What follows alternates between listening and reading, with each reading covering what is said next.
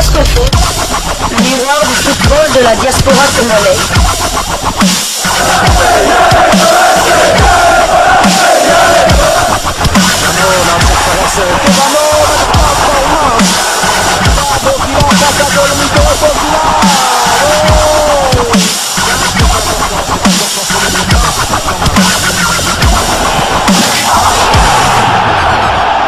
Diascofoot, le miroir du football de la diaspora congolaise.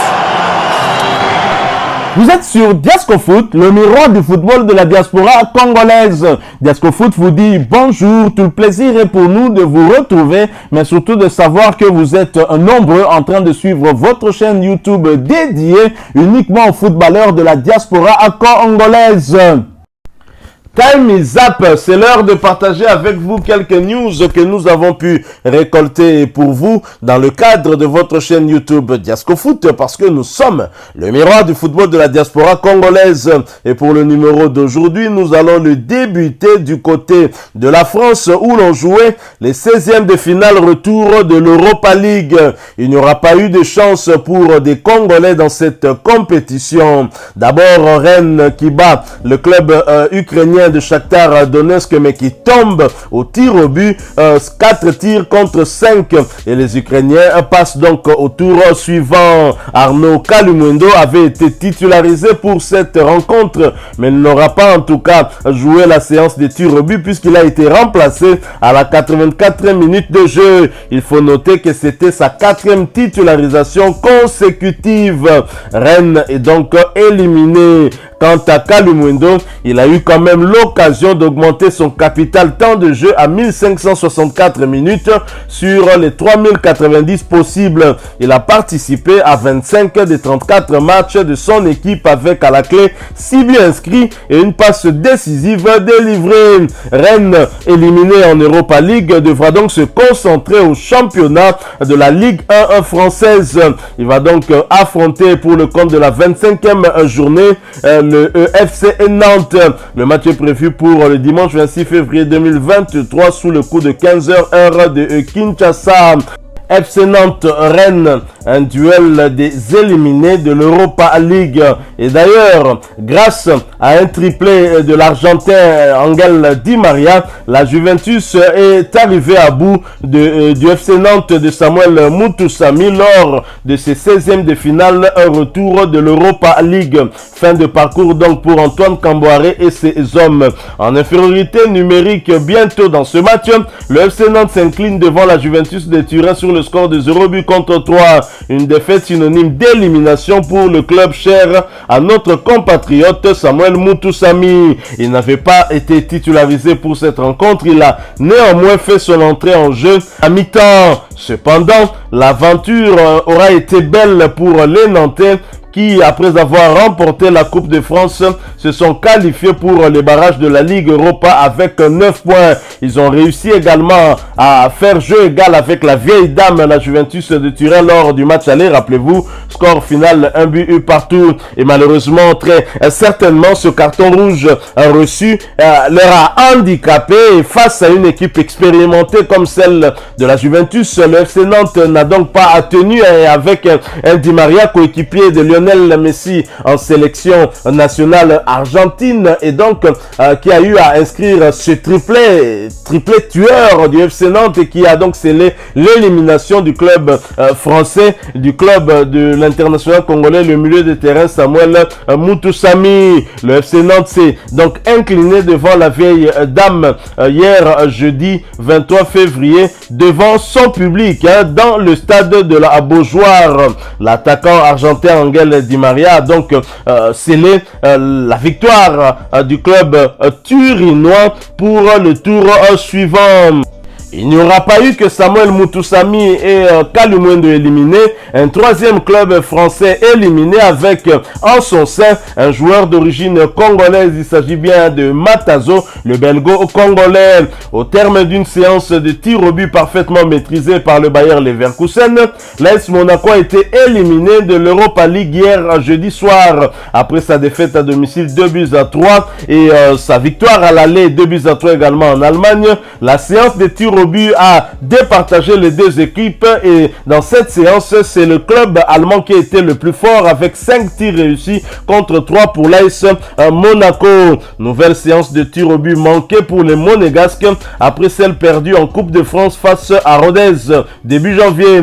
Monaco a de nouveau échoué dans l'exercice hier jeudi soir lors des barrages retour de la Ligue Europa face au Bayer Leverkusen. Vainqueur au match aller 3-2, les joueurs de la Principauté ont été dominés mais ont réussi à arracher les prolongations en fin de rencontre par l'intermédiaire d'Embolo. Sans un succès, Matazo, le belgo-congolais, a manqué son penalty, ce qui a scellé en tout cas l'élimination de l'AS Monaco. Matazo n'avait pas été titularisé, il avait fait son entrée en jeu dans un match compliqué à la 70e minute à la place de Camara. Voilà donc des joueurs d'origine congolaise, 3 donc et 3 clubs français éliminés en Europa League. Ça ne va pas pour le foot français. Nous allons jeter maintenant un regard sur la Champions League pour voir si le Paris Saint-Germain réussira en tout cas à faire un exploit de se qualifier face à une équipe de Bayern de Munich qui était déjà vainqueur lors du match aller, mais ça c'est une affaire à suivre. Et donc l'AS Monaco devra donc se contenter du championnat français de première division, la Ligue 1 donc, où l'AS Monaco est sur le podium et peut espérer retourner en Champions League la saison prochaine. Alors nous allons poursuivre avec ces quelques informations qu'on a récoltées pour vous dans le cadre de ce tour d'horizon qui nous permet en tout cas de partager avec vous certaines informations concernant surtout nos internationaux ou même certains binationaux qui sont susceptibles, pourquoi pas demain, de renforcer la tanière des léopards de la RDC. Alors puisque nous citons les léopards de la RDC, une information que nous avons trouvée, que nous voulons partager avec vous concernant l'ancien sélectionneur des léopards avant Hector Raoul Cooper, mais nous en parlons après cette courte pause. Diasco Foot, le miroir du football de la diaspora congolaise.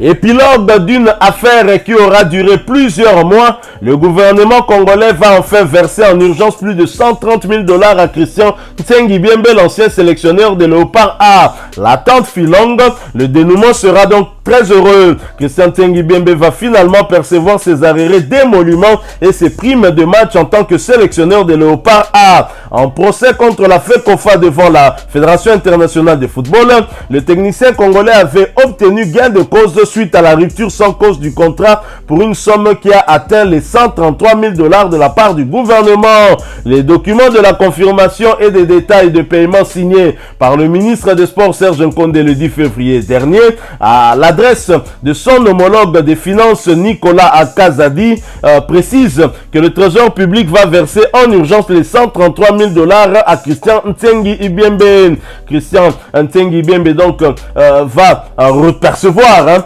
ses arriérés de salaire et des primes de match, et le document qui porte pour objet transmission dossier arriéré de rémunération majorée d'un taux annuel de 5% et d'indemnité pour rupture de contrat sans juste cause. Précise aussi que la majoration du taux d'intérêt sur la rupture du contrat a bondi de 5 autres % entre le 6 décembre 2021 et le 6 décembre 2022.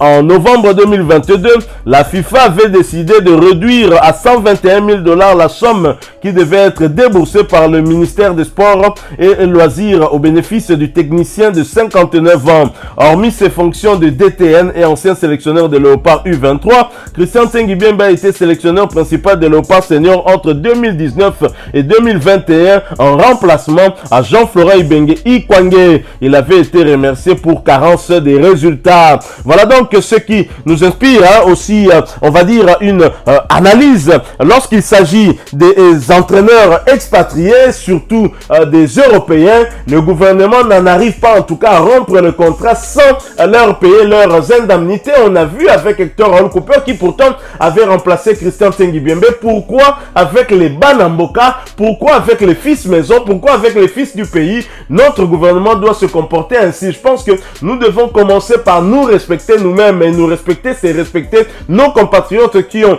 quasiment les mêmes compétences, même si c'est vrai on peut en douter au vu des résultats obtenus par Christian Tsengibiembe qui se bombe le torse d'être l'entraîneur congolais qui a le diplôme le plus élevé, mais sur le terrain nous ne l'avons pas vu, n'empêche qu'il a eu à signer un contrat avec la Fédération Congolaise de Football Association, il a eu à faire un travail et le contrat a été rompu non pas par sa volonté mais plutôt par l'autre partie, et par conséquent l'autre partie doit verser des indemnités. C'est comme ça que ça se passe lorsqu'entre deux parties il y a rupture de contrat due à l'une des parties. Et donc je ne comprends pas pourquoi autant de temps Christian Tsengibiembe est resté sans toucher ses aérés, et il a fallu attendre que ce dernier aille porter plainte au niveau de la FIFA pour que finalement le gouvernement puisse s'exécuter, en ayant certainement peur des sanctions, parce qu'ici au pays nos autorités n'ont peur que des sanctions des instances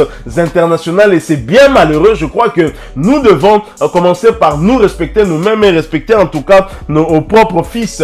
Christian Tsengibiembe a battu un travail avec les Léopards. Chan Kibenge a eu à conduire lors du championnat d'Afrique qui s'était joué au Cameroun, un travail appréciable, même si au niveau des Léopards A, il était plus théoricien et sur le terrain il n'a rien montré en tout cas de consistant aux Congolais. On était tous d'accord qu'il était temps qu'il puisse partir, mais il devait partir selon les règles de l'art. Ce qui a été fait, c'est inacceptable. Cela n'a pas été fait avec Hector Cooper qui a reçu en tout cas des sommes colossales suite à la rupture de contrat, et Christian Tsengibiembe dans les mêmes conditions avec un salaire modique par rapport à Hector Cooper ou par rapport à Sébastien Desabre, doit attendre que la FIFA puisse finalement trancher en sa faveur pour que le gouvernement puisse le payer. Je trouve ça aberrant et je trouve ça malheureux, et je pense, et bien évidemment nous allons revenir encore sur d'autres sujets qui font que depuis un certain moment nous épinglons la gestion catastrophique du ministère des Sports par l'actuel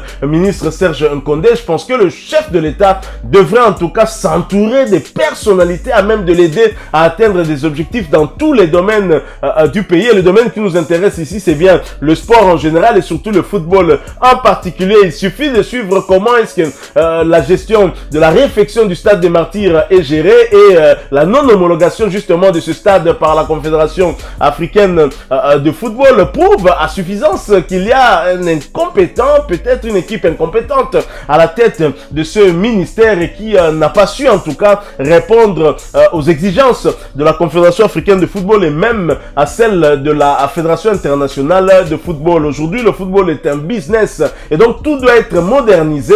Le gouvernement a sorti de l'argent, le gouvernement sort de l'argent par palier, et le travail qui doit être exécuté doit l'être sur base en tout cas de ce qui a été prévu, et j'imagine sur base des exigences de la CAF. Sinon pourquoi faire des travaux si l'on ne tient pas compte des exigences de l'instance qui a sollicité justement qu'il y ait des travaux pour rendre ce stade aux normes exigées. Voilà, nous sommes arrivés à la fin de ce sujet. Si vous l'avez aimé, n'hésitez pas à nous laisser un maximum de j'aime. N'hésitez pas non plus à partager avec nous votre opinion. Si vous en avez une par rapport au sujet que nous venons de vous proposer, laissez-la nous à travers un commentaire. Abonnez-vous si vous êtes nouveau ou ancien, que vous ne vous êtes pas encore abonné sur cette chaîne Diascofoot, parce que nous sommes le miroir du football de la diaspora congolaise. Et n'oubliez pas, qu'en vous abonnant, apparaîtra une petite cloche de notification. Cliquez dessus pour ne plus rien manquer des prochaines vidéos que nous allons vous proposer. Encore une fois, merci à vous, avec espoir de vous retrouver très bientôt avec un autre sujet d'actualité. En attendant, portez-vous bien, et Diascofoot vous dit au revoir.